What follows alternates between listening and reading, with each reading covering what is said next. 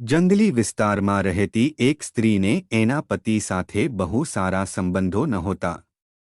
એને હંમેશા એવું લાગતું કે એનો પતિ એને પ્રેમ જ કરતો નથી. એક દિવસ જંગલમાં રહેતા એક સંન્યાસી પાસે એ ગઈ અને સંન્યાસીને કહ્યું, મહારાજ, મારા પતિ મને પહેલાં ખૂબ સારી રીતે રાખતા પણ છેલ્લા કેટલાક સમયથી મારા પ્રત્યેનો એનો પ્રેમ નહિવત થઈ ગયો છે. એ પથ્થર જેવા જડ બની ગયા છે.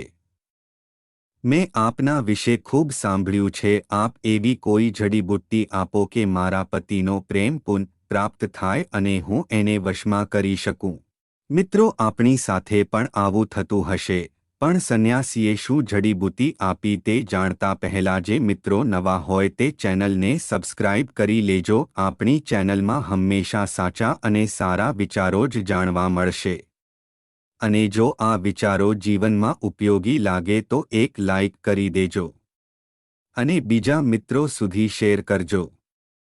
અને જો કોઈ પણ વ્યક્તિને તમારે વશમાં કરવું હોય તો વિડીયોમાં અંત સુધી બન્યા રહેજો. તો મિત્રો, આ સંન્યાસીએ બધી જ વાત સાંભળ્યા પછી કહ્યું, બહેન, હું આ માટે એક ખાસ દવા બનાવીને તને આપીશ, પણ એ દવા બનાવવા માટે મારે વાઘની મૂંહનો વાળ જોઈએ. બોલ, તું એ લાવી શકીશ? જંગલમાં રહીને જ મોટી થયેલી આ સ્ત્રી શૂરવીર હતી એટલે એણે તુરંત જ હા પાડી દીધી. બીજા દિવસે એ વાઘની શોધમાં નીકળી પડી. એક ગુફા પાસે એણે વાઘ જોયો એટલે એ હરખાઈ કે ચાલો, વાઘ મળી ગયો, હવે એની મૂછ પણ મળી જશે. જેવી એ વાઘ તરફ આગળ વધી કે વાઘે ત્રાડ પાડી અને પેલી સ્ત્રી ગભરાઈને દૂર ખસી ગઈ. દૂર ઊભા ઊભા એ વાઘને જોયા કરતી હતી પણ એની નજીક જવાની હિંમત ચાલતી નહોતી. એ રોજ પેલી ગુફા પાસે જવા લાગી. ક્યારેક એ વાઘ માટે માંસ પણ લઈ જાય અને દૂર રાખી દે. સમય જતાં બંનેને એકબીજાની હાજરી પસંદ પડવા લાગી. હવે સ્ત્રીનો ડર ઓછો થવા લાગ્યો. વાઘે પણ હવે તાડુકવાનું બંધ કરી દીધું. એક દિવસ તો આ સ્ત્રી વાઘ પાસે પહોંચી જ ગઈ અને વાઘના શરીર પર હાથ ફેરવવા લાગી. વાઘ કંઈ ન બોલ્યો એટલે ધીમેથી એની મૂંહનો એક વાળ ખેંચી લીધો.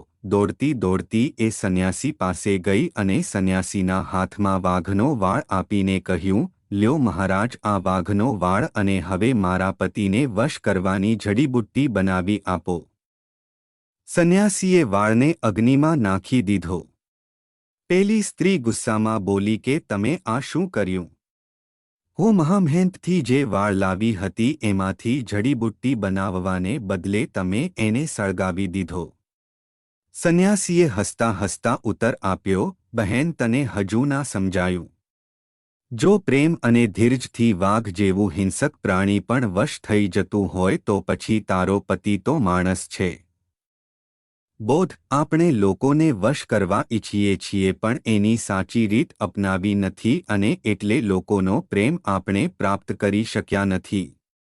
યાદ રાખજો, પ્રેમ અને ધીરજ કઠણ કાળજાના માણસને પણ પીગળાવી દે છે. મિત્રો, તમારું શું મંતવ્ય છે પ્રેમ વિશે તે જરૂરથી કોમેન્ટ કરજો. તો મિત્રો, મળીએ બીજા વિડીયોમાં. ત્યાં સુધી બધા જ મિત્રોને મારા જય શ્રી કૃષ્ણ.